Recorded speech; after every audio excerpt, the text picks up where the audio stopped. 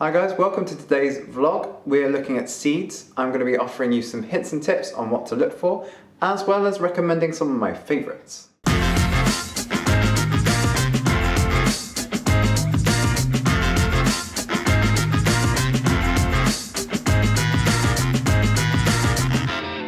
January is a really good time to be looking at the seeds and plants that you want to grow in the year ahead. And that's because work has just started after Christmas and the garden doesn't demand too much of you, so you're really free to focus on buying those plants, buying those seeds and planning ahead. And also, if you work 40 hours plus, or you've got family and you've got things that get in the way of the garden, it's really good to get all of that planning done now, all of that ordering and buying done, so that then you can just focus on planting and the occasional watering and a little bit of care as the year goes on. And you can enjoy some crops.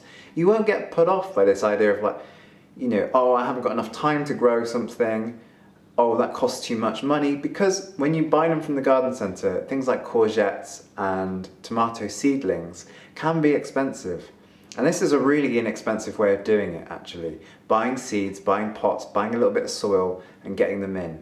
You also have a better chance of getting a stronger, healthier plant because you're growing more than just one.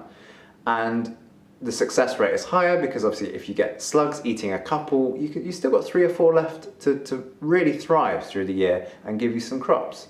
In front of me I've got some examples of seed catalogues. Now you might have seen these before, your grandparents might have had them, or you might get them through the post because you've bought a plant or two.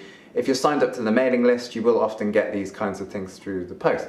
They are actually very useful, and I'm using them today just to kind of illustrate a point. You can obviously buy them on the internet, it's a lot more environmentally friendly, but I also enjoy grabbing a cup of coffee or tea, sitting down and just going through and seeing what kind of things they have on offer.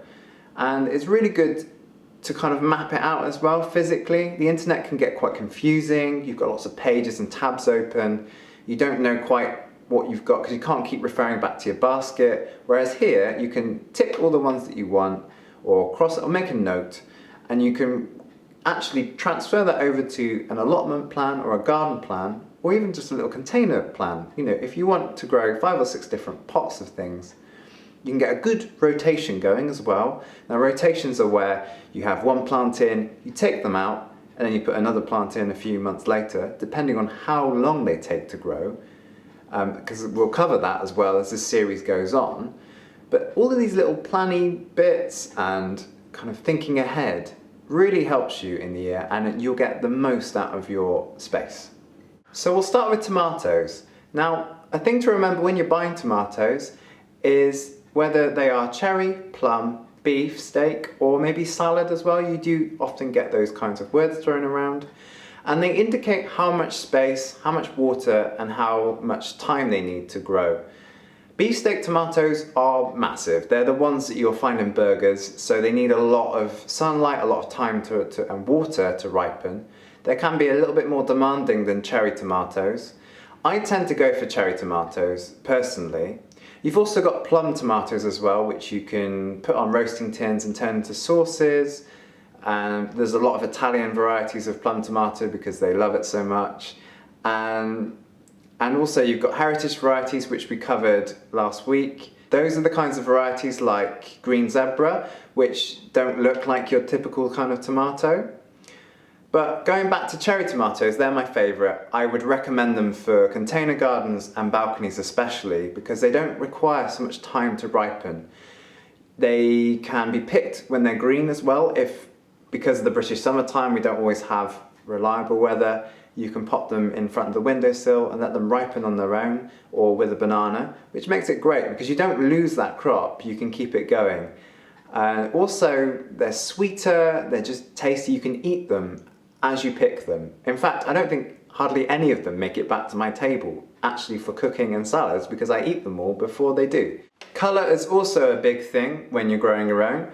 And carrots come in a variety of different colours that you probably never realised existed. Things like purples, whites, greens as well. And you'll find a lot of this in your seed catalogues online as well. Now, if you're growing peas on a balcony, then they'll fit into a nice 50, 60 centimetre pot. You can grow about 10 to 12, and they'll keep cropping for about a month. I had about a month's worth of peas coming off of just one tub, and that was on a balcony that doesn't really get a lot of sunlight. It's south facing, so it did get a good deal, but there were a lot of shadows, a lot of buildings around. If you're growing in a balcony where it's a little less crowded, then you'll probably have a very, very good result out of that just one pot. Salad leaves are also a really good crop to grow on your windowsill, balcony, small space, but they're also great for allotments because they're where you're going to save your money. In seed catalogues like this, we've got lamb's lettuce, we've got rocket, wild rocket, beautiful flavour, the kind of stuff that you'll find on your pizza if you ever go to a restaurant. You know, salad bags that cost like £2, you can grow it so cheaply at home.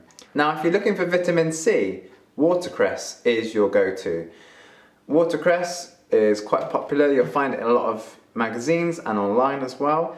I would recommend you get some, pop it into a pot. You don't need anything too big, you can use one of those little mushroom tubs as well that you get. Anything that kind of size, bit of soil, get it on your windowsill, grow some watercress and really enjoy just trying out new things in your salads and in your lunches. With courgettes, you've got your golden and you've got these beautiful kind of speckled, quite light green courgettes. And what I'm talking about, these ones here. Now, they're called Romanesco and they look fantastic. And these are in Mr. Fothergill's seed catalogue. I've bought a lot of my seeds from here this year. I'll be buying them from the others as well. But I tend to like doing a bulk buy at the beginning of the year and then I'll top that up with seeds from lots of different locations. And it's good to do that because you get a good range, a good variety of different things on offer as well. So if you are looking to grow your own food this year and garden, hopefully that's cleared a few things up for you as to where to find plants and what to look for as well. Also, if you do have any more questions, drop them in the comments below. And if you do want to join in on the chili challenge, I'll be sowing in 2 weeks' time, so get your soil, your pots and your seeds ready and you can join me then.